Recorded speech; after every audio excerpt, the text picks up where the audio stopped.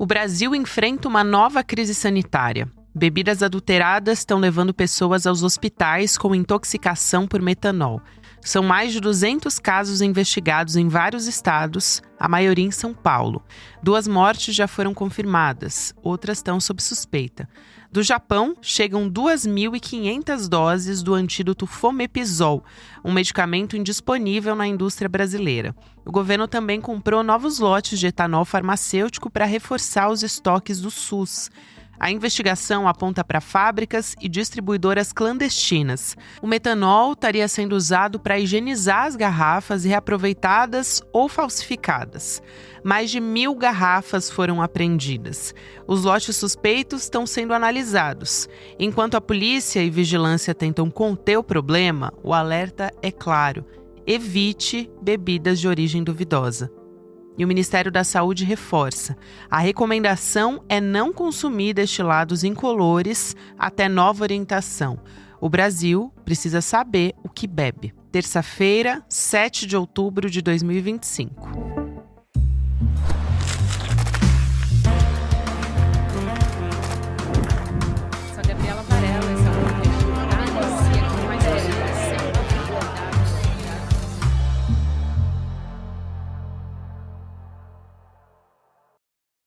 Olá, seja muito bem-vindo, seja muito bem-vinda. Eu sou a Gabriela Varela, esse é o Videocast em Detalhes que está começando.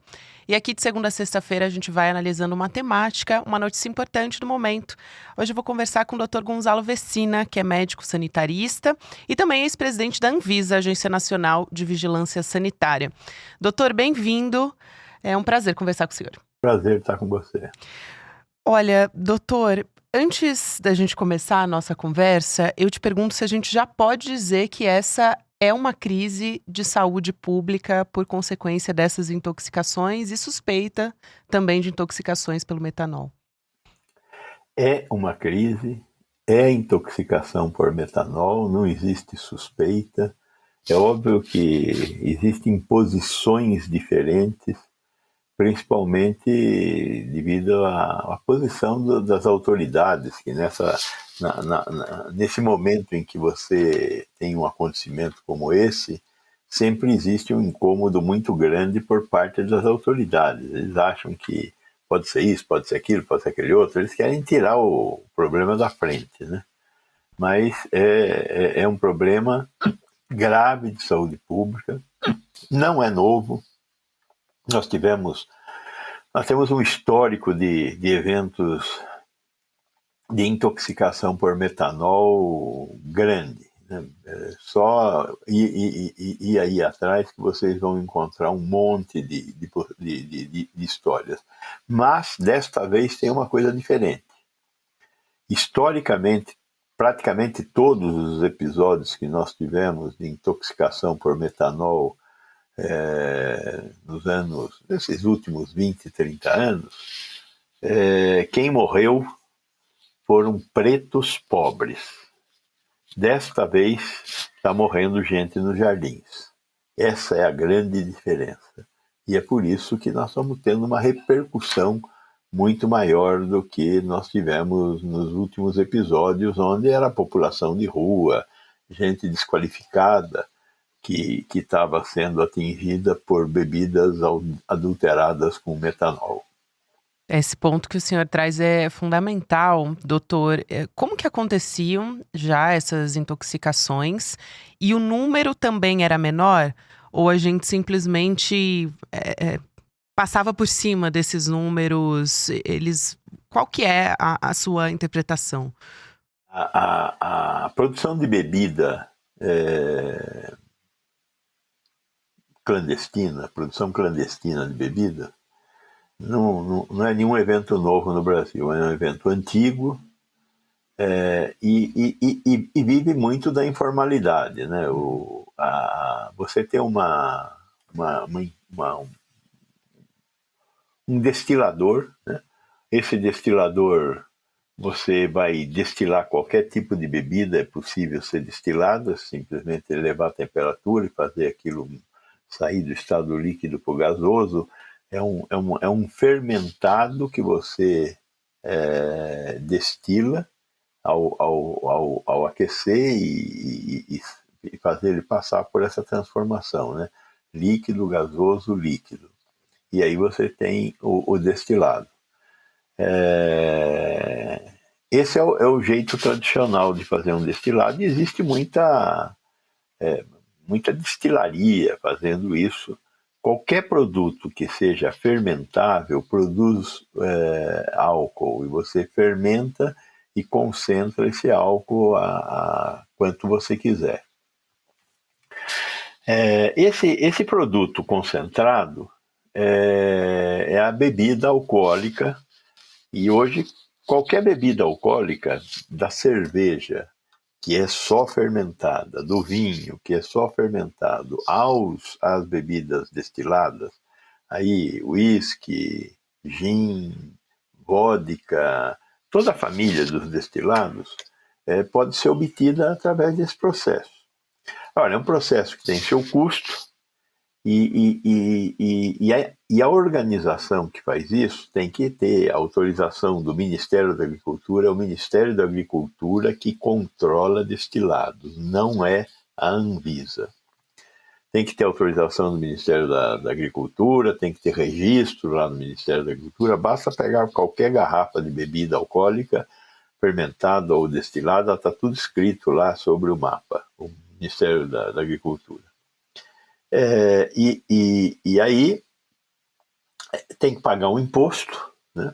O imposto é um imposto importante, e aí tem que ter garrafa, rolha, essa coisa toda. Mas custa caro. Então, se você conseguir produzir sem pagar imposto, já é um bruta de um sucesso. Você está ganhando muito dinheiro sem pagar imposto. O que está acontecendo, sempre aconteceu no Brasil. Então, você tem uma empresa que compra etanol, que é um álcool etílico, compra etanol e mistura o etanol com água. Né? Você compra etanol a 70%, 80% e mistura com água. E aí você vai ver se precisa de alguma coisa. Se é gin, vai ter um cheirinho de gin. Se é uísque, tem que ter um cheirinho de uísque, tem cor de uísque. Se é vodka, cheirinho de vodka, é transparente. Mas você produz qualquer coisa com a mistura de água com etanol, acertando a graduação alcoólica. E é um sucesso porque não tem que ter registro, não tem que ter empresa, não tem que ter nota fiscal, não tem nada. Os bares, que é onde esse produto vai ser vendido, compram esse produto, que é irregular, mais barato. Então eles economizam na compra e vendem pelo preço cheio, como se fosse um produto original. Na maioria dos bares, esses produtos destilados são vendidos em misturas, né? Drinks, caipirinha, etc. Essa mistura impossibilita que uma pessoa que conheça um pouquinho mais entenda que está tomando um produto que não é aquele produto, que não é o produto original, que é um produto que está falsificado. Mas como é uma mistura, ninguém nem percebe nada. Então, esse é o caminho. Aí, de repente, você pode fazer isso com um álcool etílico, e pode fazer também com outro tipo de álcool, que é o álcool metílico, que é o metanol. O metanol é um produto químico, é um álcool, produto químico, usado na indústria química, principalmente como solvente. Tem largo uso na indústria química. Também pode ser matéria-prima para produzir biodiesel. O biodiesel leva metanol. Pode ser acrescentado na gasolina no lugar de etanol? Pode ser acrescentado na gasolina no lugar de etanol. 20% da nossa gasolina tem etanol. Só que o etanol é mais caro que o metanol. Recentemente, o PCC foi pego aí numa atividade com postos de gasolina clandestinos, e nestes postos de gasolina, a gasolina que estava sendo vendida era uma gasolina com metanol. o motor dos nossos carros não foi preparado para funcionar com gasolina com metanol. Ou seja, não é bom para o nosso carro usar gasolina com metanol. Tem que usar gasolina com etanol. Mas o PCC importou. É possível produzir metanol no Brasil? É possível produzir metanol no Brasil. Tem empresas que produzem, mas usa a indústria química. Mas, o que surge na imprensa é que o PCC importou metanol clandestinamente e colocou na gasolina e pôs nesses postos. Aí teve aquela ação da polícia e desestruturou essa cadeia aí. Aparentemente sobrou metanol. O que fizeram com o metanol? Passaram a vender para a produção de bebidas alcoólicas. Quem tem o metanol e passou a vender para a produção de bebidas alcoólicas sabia que estava vendendo metanol. Quem está comprando metanol no mercado paralelo acha que está comprando etanol e está fazendo bebida. Ninguém ia produzir um produto que mata o freguês. Então, a minha suspeita é que os produtores clandestinos de bebidas destiladas não sabiam, acho eu, não sabiam que estavam vendendo uma bebida, um produto que eles iriam usar para produzir destilados, que era mortal. E aí é que essa coisa se fecha. Normalmente, no passado, não muito distante, recente, as dezenas de incidentes que nós tivemos de contaminação com metanol eram vendidas, era pinga que estava sendo adulterada e estava sendo vendido dose a dose, vendido nessas periferia das grandes cidades, cidades pobres do norte e nordeste, muito comum. Tivemos incidente, um dos maiores incidentes foi em Camaçari, na Bahia, no polo petroquímico,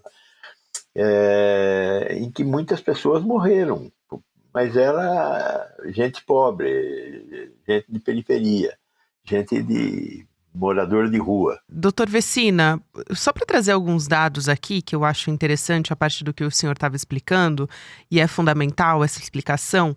A gente tem a Federação de Hotéis, Bares e Restaurantes do Estado de São Paulo afirmando que 36% de toda bebida alcoólica vendida no Brasil é forjada ou contrabandeada ou ainda adulterada. Então, olhando especificamente para a garrafa de vodka vendida no país, 1 em cada 5 é falsificada. A gente tem essa informação também. E falta um trabalho coordenado de inteligência também para chegar aos responsáveis, né? Por isso que a Polícia Federal entrou na jogada, porque agora a gente está falando de algo maior, há uma distribuição para além do estado de São Paulo, em todo o país. Por que os destilados e a vodka, eles são um alvo principal? Essa é uma questão. E como é que o metanol age no nosso corpo? Quer dizer, quais são os sintomas?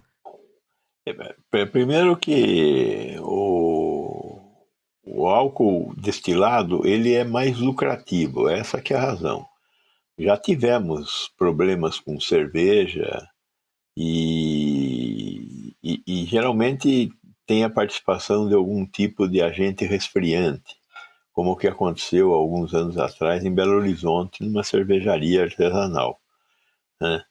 E houve um rompimento de tubos e o produto congelante contaminou a cerveja e o produtor achou que dava para vender a cerveja assim mesmo e muita gente morreu. E era um produto químico semelhante ao metanol. Também pode ser usado em vinhos.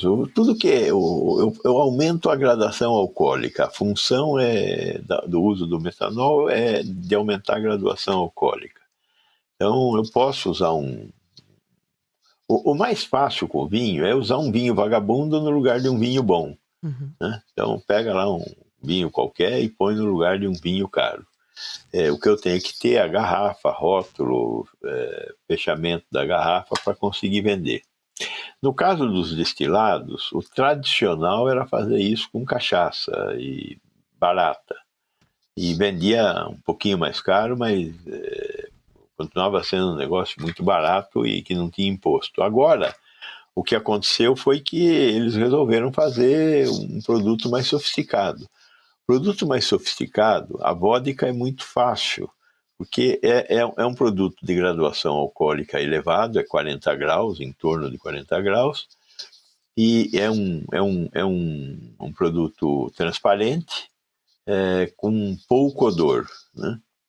Tem um odor característico da vodka, mas é pouco odor que a vodka tem.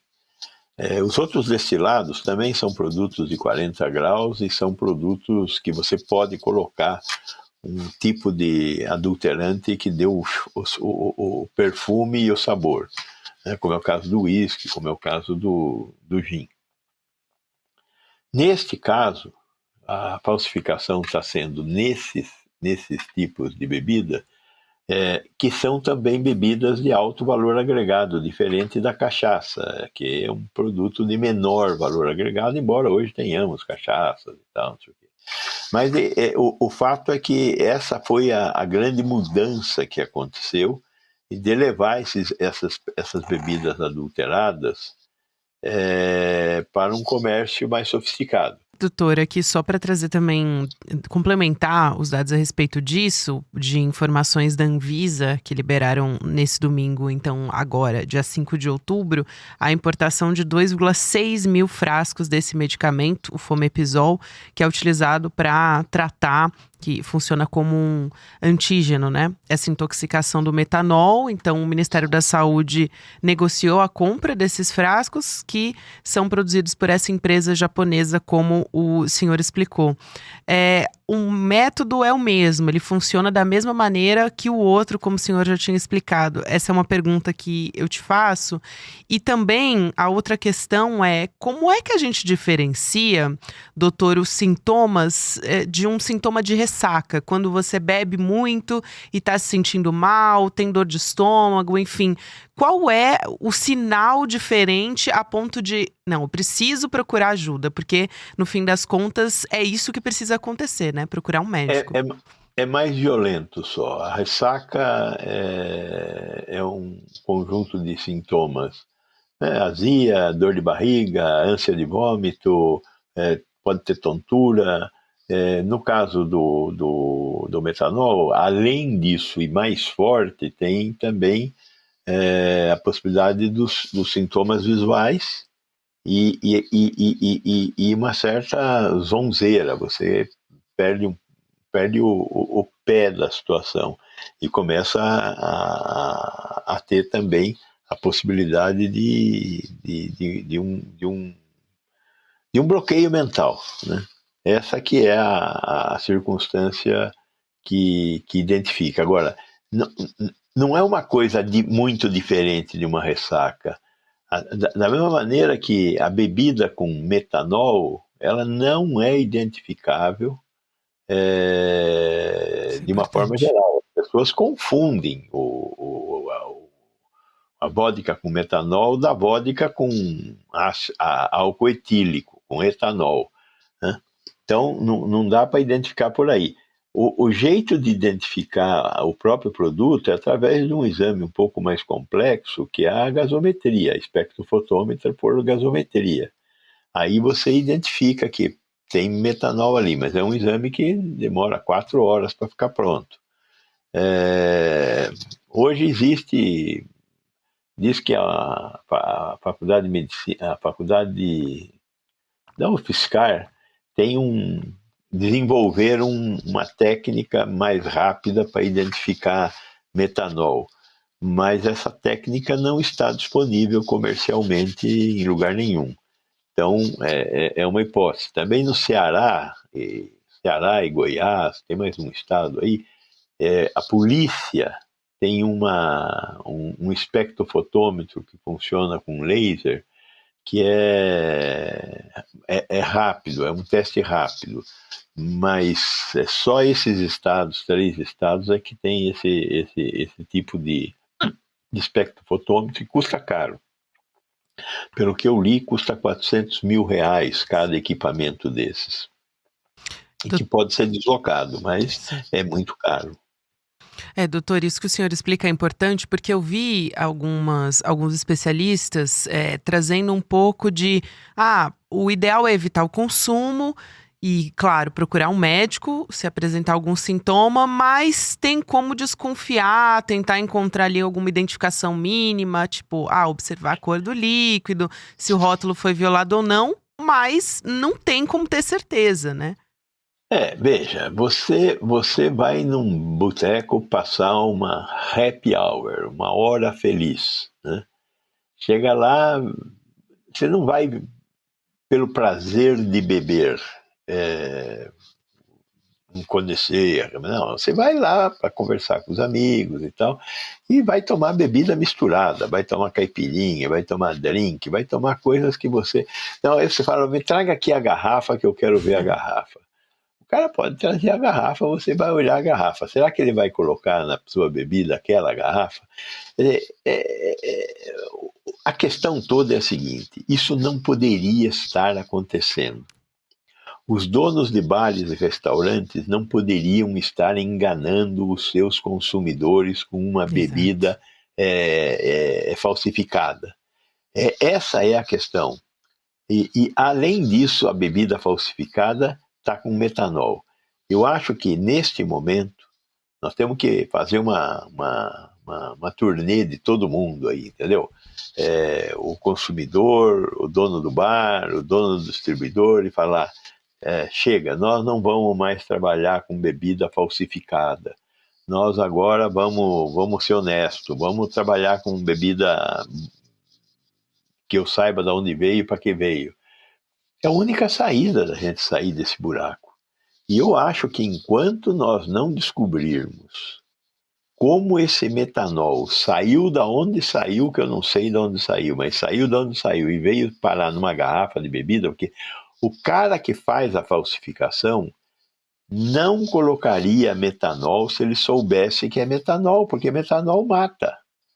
Então, nós teríamos... Eu acho que para ter confiança para voltar a beber destilado em boteco, eu acho que nós temos que exigir da polícia que diga aonde foi que chegou o metanol e quem que vendeu o metanol, para a gente rastrear e retirar do mercado as garrafas que estão circulando por aí.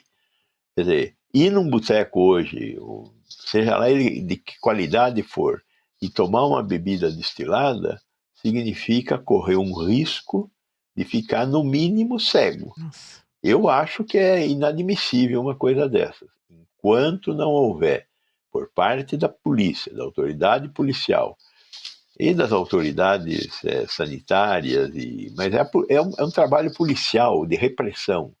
Enquanto não houver, olha, o metanol foi importado por este pessoal vendeu para aqui, aqui, aqui, aqui, aqui.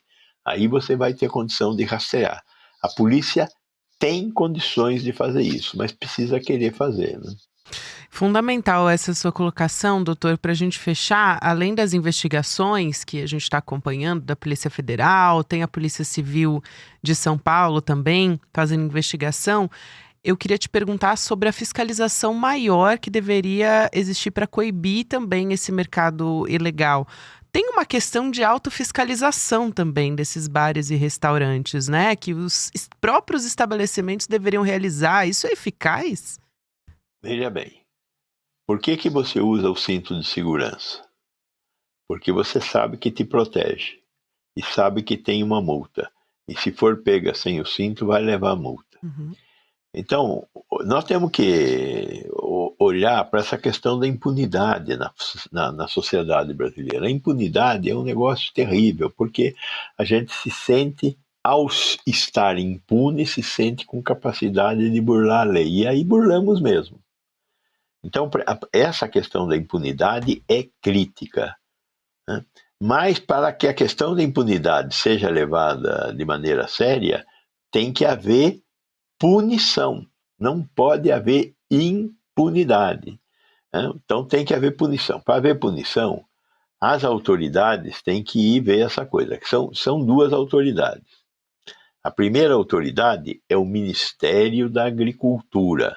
Bebida é responsabilidade do Ministério da Agricultura, não é da Anvisa. Isso foi uma coisa que eu briguei muito lá atrás, mas não teve jeito. Continuou no Ministério da Agricultura. Então, Ministério da Agricultura em campo. A segunda questão é o Ministério da Fazenda, porque toda bebida tem que ter um selo que é comprado do Ministério da Fazenda, através da Casa da Moeda, essas coisas, porque é o selo que significa que aquela bebida pagou o imposto federal devido. Então, tem falsificação do selo? Tem falsificação do selo. E também impunidade, né?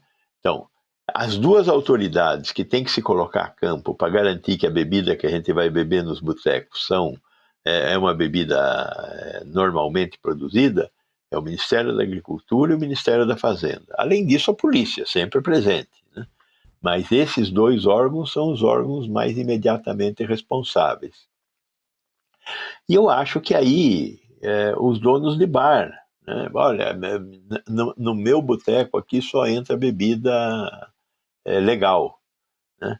Pode até não ser uma grande bebida, mas é legal. É feita num alambique, que põe selo, paga imposto de renda, paga imposto de circulação, imposto que seja, e com isso o meu produto é um produto seguro. Esse é o grande desafio que nós temos que colocar para a sociedade. E não é só para boteco, é para o boteco e para o frequentador do boteco. E para os órgãos que devem fazer essa fiscalização, como é o caso do Ministério da Agricultura e do Ministério da Fazenda. É isso tem que ser levado muito a sério. Dr. Gonzalo Vecina, muito obrigada por todos esses esclarecimentos. Acho que é fundamental, até porque tem muita gente em pânico. Nesses momentos é importante a gente ter acesso à informação verdadeira. Obrigada e até uma próxima. Isso aí. Imagina, foi um prazer estar com vocês. Parabéns por levar informação para o nosso povo. Boa tarde, Gabi. Até a próxima, Dr. Vecina. Obrigada. Aqui também convido você que está me acompanhando nessa semana a acompanhar a nossa estreia aqui do nosso documentário original. Vai para a Argentina, Carajo. O Eduardo Moreira embarcou numa viagem para revelar a identidade do Javier Milei, para falar sobre essas manchetes de milagre econômico que estão rondando por aí. Então, a gente vai desmistificar essa história nesse dia 9 de outubro, que é quinta-feira, 8 horas da noite. Vem com a gente na estreia, vai lá em detalhesicl.com.br, deixa o seu e-mail que a gente te avisa que o documentário está começando para você não perder nada e ficar por dentro. Agora tem o Mercado Investimentos, depois tem o Rolê ICL. Você pode ouvir o Em Detalhes também nas plataformas de áudio. Em qualquer momento do seu dia, de segunda a sexta-feira, tem episódio novo. Até amanhã. Se eu fosse brasileiro e tivesse mais de 60 anos, eu ficaria muito preocupado com o que está acontecendo na Argentina. Porque Javier Milei tem sido usado como exemplo por várias pessoas que querem se candidatar à presidência da República no Brasil. E o que ele está fazendo na Argentina com os aposentados, talvez seja a maior maldade já feita com os aposentados em qualquer lugar do planeta. Esse é um dos assuntos que a gente comenta no nosso novo documentário Vai pra Argentina, Carajo, que a gente vai exibir aqui no ICL gratuitamente no dia 9 de outubro, uma quinta-feira, às 8 horas da noite. Se você tem o interesse de entender o que está acontecendo lá, não perca esse documentário. E no dia 9 a gente se encontra. Olá, eu sou a Juliana Baroni e tô aqui para te fazer um convite. Toda terça-feira às 19 horas tem o Precisamos Conversar, um programa de debates feminino. A gente tem que ver, tem que analisar. Ninguém tá querendo defender causas. Elas defendem algo até a página B. Foi mais ou menos uma cama. Aqui no Instituto Conhecimento Liberta e também nos canais do Eduardo Moreira. Então, você não pode perder. Um beijo, até lá!